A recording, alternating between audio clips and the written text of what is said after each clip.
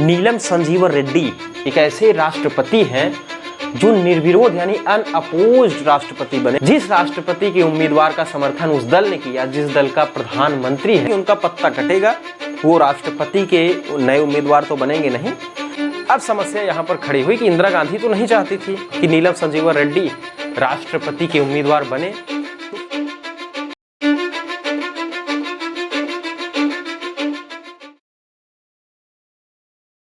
नीलम संजीवन रेड्डी एक ऐसे राष्ट्रपति हैं जो निर्विरोध यानी अनअपोज्ड राष्ट्रपति बने, और साथ ही साथ इनके पास एक और रिकॉर्ड भी दर्ज है कि ये एक ऐसे राष्ट्रपति के उम्मीदवार भी हैं जिस राष्ट्रपति के उम्मीदवार का समर्थन उस दल ने किया, जिस दल का प्रधानमंत्री है, लेकिन फिर भी हार गए। ये कहानी शुरू होती है 1962 से। 1962 में राष्ट्रपति चुन लिए गए एस.आर. कृष्णन यानी सर्वपल्ली राधाकृष्णन।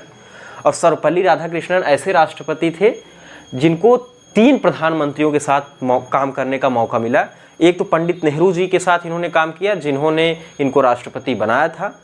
उसी बीच चाइना से युद्ध भी हुआ, जो युद्ध हम लोग हारे। इसके बाद राष्ट्रपति काफ़ी खफा भी थे, उन्होंने सरकार को घुटने पर ला दिया और उस समय के रक्षा मंत्री का इस्तीफा भी लिया। उसके बाद शास्त्री जी के साथ भी काम किया।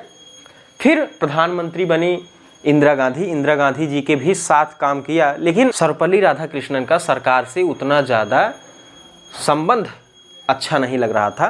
तो ये तय था कि उनका पत्ता कटेगा, वो राष्ट्रपति के नए उम्मीदवार तो बनेंगे नहीं। अब कांग्रेस पार्टी में ही 2 गुट थी। एक जो सिंडिकेट जिसमें के कामराज, मोरारजी देसाई, लिंगप्पा, ये लोग थे। ये लोग वैसे ही नहीं चाहते थे कि प्रधानमंत्री इंदिरा गांधी को बनाया जाए, लेकिन फिर भी इंदिरा गांधी प्रधानमंत्री बनी। तो वो लोग राष्ट्रपति के चुनाव में सोच रहे थे कि किसी व्यक्ति को ऐसा उम्मीदवार बनाया जाए जो इस पर कंट्रोल करे, यानी इंदिरा गांधी पर कंट्रोल कर सके। लेकिन इंदिरा गांधी ने उस वक्त ऐसा खेल खेला। उन्होंने कहा कि इस बार राष्ट्रपति किसी अल्पसंख्यक समुदाय से आना चाहिए। तो फिर उन्होंने डॉक्टर जाकिर हुसैन का नाम प्रस्तावित किया। इसके बाद सभी विरोधी पस्त हुए और डॉक्टर जाकिर हुसैन राष्ट्रपति बने। लेकिन इसके बाद डॉक्टर जाकिर हुसैन ज़्यादा समय तक राष्ट्रपति बने नहीं रहे, क्योंकि उनकी मृत्यु हो गई।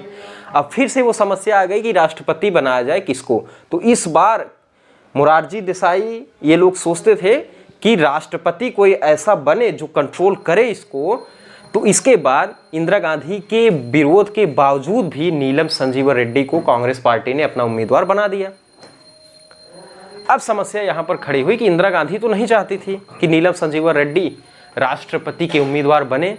तो फिर इन्होंने उस समय के उपराष्ट्रपति रहे वी.वी. गिरी को ये कहा कि आप निर्दलीय उम्मीदवार बनिए।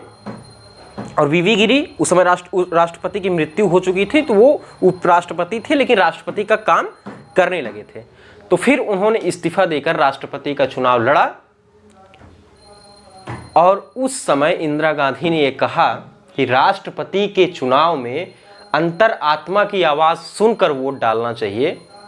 और उस बार लोगों ने इस प्रकार, जो सांसद विधायक थे, इस प्रकार अपने अंतरात्मा की आवाज़ सुनी कि कांग्रेस पार्टी, यानी जिस पार्टी का प्रधानमंत्री है, उस पार्टी ने नीलम संजीवन रेड्डी को समर्थन किया था, लेकिन वो हार गए और वी.वी. गिरी जीत गए।